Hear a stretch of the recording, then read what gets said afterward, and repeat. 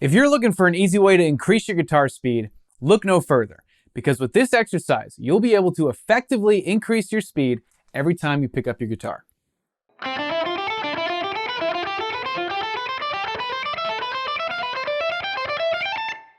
This exercise looks all flashy and whatnot, but it's actually really simple when you break it down piece by piece. So this uses what are called two-string blocks. And what I'm actually doing is I'm ascending a scale, the A minor scale to be specific. That's not really important just when we're using this as an exercise, but just as a little fun fact. And I am ascending the scale in those two-string blocks. What makes this exercise so effective in giving you faster hands is that with each little two-string block, you're actually playing a different variant of, order of fingers and stuff like that. So it's causing your hands to adapt, right, to new shapes as you move up the exercise. And it's kind of building the muscle memory in order to play them all at a consistent speed, but in different orders of the fingers, as I said. And as you gradually build up speed in that over time, you're really creating a really strong foundation for speed in your fretting hand, because then your fingers are going to be able to handle whatever kind of order of fingers they need to do and be able to play them all at the same speed. The next thing that's so effective about it is what your picking hand is doing, and we're going to be using a picking technique called economy picking. So let's break this exercise down and I'll show you exactly how all of that works together. The very first two-string block starts on the first fret of the B string, and we're going to play the first fret, third fret, and fifth fret. And I personally like to use my first, second, and fourth pinky fingers, right, to play those notes. Now, if you have bigger hands than me, you can use your third finger if you like. If you got those big Paul Gilbert hands, I do not. So it's more comfortable for me to use my second finger. So we use first finger for the first fret there, second finger for the third fret, and then our pinky or our fourth finger for the fifth fret. And we're going to be playing the exact same frets on the high E string, 1, 3, 5. We'll use the same fingers. So with this particular two-string block, we're playing identical orders of the fingers, right? So it's a little bit more straightforward. And the way that we pick this is it's going to be alternate picking, but what makes economy picking so economical is certain situations where if you're moving between strings, you're actually not alternate picking. So I'll explain in a second. We start with downstroke, right, on the first fret there, upstroke on the third fret, and then downstroke on the fifth fret here. And then when we move to the first fret of the high E string, we're going to meet it with a downstroke.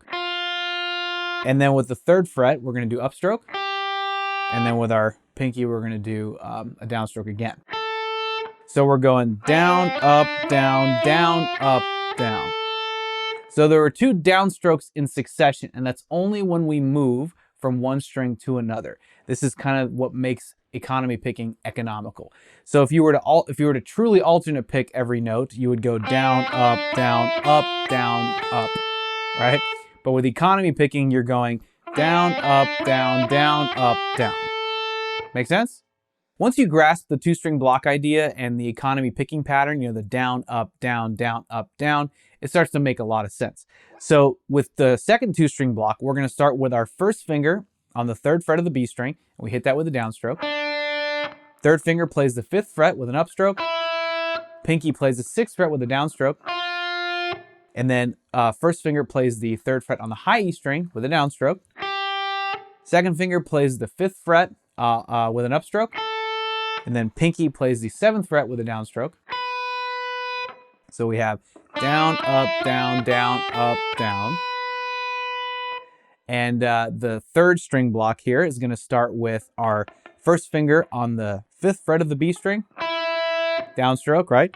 Second finger is going to play the sixth fret, an upstroke. Pinky plays the eighth fret, downstroke. Then first finger on the high E string, fifth fret, downstroke. Third finger is going to be on the seventh fret, upstroke. Pinky's on the eighth fret, downstroke. So remember, this picking pattern is exactly the same with each two-string block. So if you just kind of separate them out, it'll just kind of make a lot more sense instead of kind of looking at it as all one, really thought out kind of exercise. It's really just a bunch of those two-string blocks just played in succession. So let's move on to the fourth string block. On this one, we start with our first finger on the 6th fret, downstroke, second finger on the 8th fret, upstroke, pinky on 10, downstroke, then first finger on the 7th fret of the high E string, downstroke, second finger is going to be on the 8th fret, upstroke, and then pinky on 10, downstroke. And then in the 5th string block, we're going to be first finger on 8 of the B string, down, right? And then second finger on 10, up, then pinky on 12, down, all right? And then first finger on 8, down, and then second finger on 10, up, and then third finger on 12, down. We're getting there, we're almost done. The next 2-string block, with our first finger on the 10th fret of the B string, downstroke, right? Then third finger on the 12th fret, upstroke, and then our pinky is going to be on the 13th fret, downstroke. First finger on 10th fret of high E, downstroke. Third finger on 12th fret of high E, upstroke, and then pinky on 13th fret, downstroke. And then we move on to the 12th fret with our first finger on the B string, downstroke. Second fret on the 13th fret, upstroke. Pinky on 15, downstroke. First finger on first fret of the first finger on 12th fret of the high E string. A lot of things to remember. Downstroke. And then our second finger on 13, up. Pinky on 15, down. And we're almost done. Then our first finger on the 13th fret, downstroke. And then second finger on 15, upstroke. Pinky on 17, downstroke. Then first finger on 13 of high E, downstroke. Second finger on 15, upstroke. And then finally, our pinky on the 17th fret, downstroke. Whew!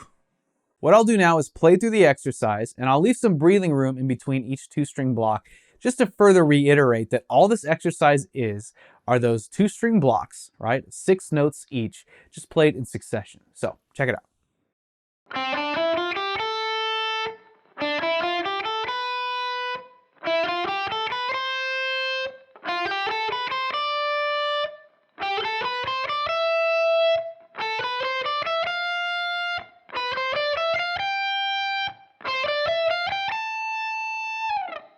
So as I'm playing through that, I'm counting to myself, 1, 2, 3, 4, 5, 6.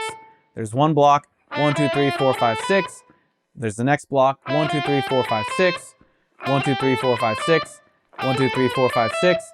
1, 2, 3, 4, 5, 6. 1, 2, 3, 4, 5, 6. 1, 2, 3, 4, 5, 6, right? So essentially, now in music, these are what are known as sextuplets, right? So groupings of 6 notes. So again, it's just a way for you to wrap your head around this exercise as being just a bunch of those sextuplets, right, played in succession that essentially make up this exercise. So that way, it just really breaks it down, makes it a lot simpler. And of course, if you remember, with each sextuplet, you're playing a certain picking pattern that's repeated, right? So you're playing down, up, down, up, down, and that second downstroke, right, the one after the other, is when you're switching from the B to the high E string. So as long as you practice that in those chunks, right, then when you start to play the whole thing, it just kind of all really comes together. So this exercise is great for building the stretchiness in your hands, and like I said, each 2-string block has a different sort of configuration of your fingers, right? So it's adapting your fretting hand to playing all these different sort of shapes, right? Or you could say like what you would use in playing scale patterns, and just getting them more and more comfortable with it so that you essentially increase your overall speed. And when you throw economy picking into the mix, it just makes this an overall speed building exercise for the ages.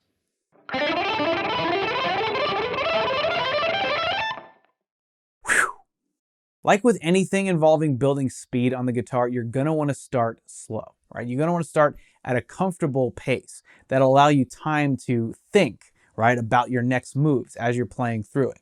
And that's going to be your starting point that you're going to build speed gradually on top of.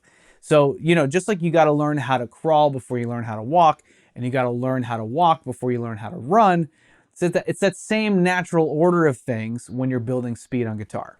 And now that I've given you this super effective exercise to building faster hands, it's the perfect addition to add to your practice regimen. And you're always going to want to plan for getting the best results in the shortest amount of practice time needed. And if that's something that you need help in, I got something for you. A free practice session cheat sheet. This has helped thousands of guitar players learn how to get the maximum results in the minimal amount of practice time required. So be sure to click here to grab your copy or check the link in the description box. And if you enjoyed this lesson, you know the drill. Be sure to hit that like button and consider subscribing to our YouTube channel. And be sure to check out our other relevant lessons right over here. I want to thank you for hanging out with me today. I hope you've enjoyed this lesson as much as I've enjoyed bringing it to you. I'm Eddie with Guitar Mastery Method, and I look forward to seeing you in the next lesson.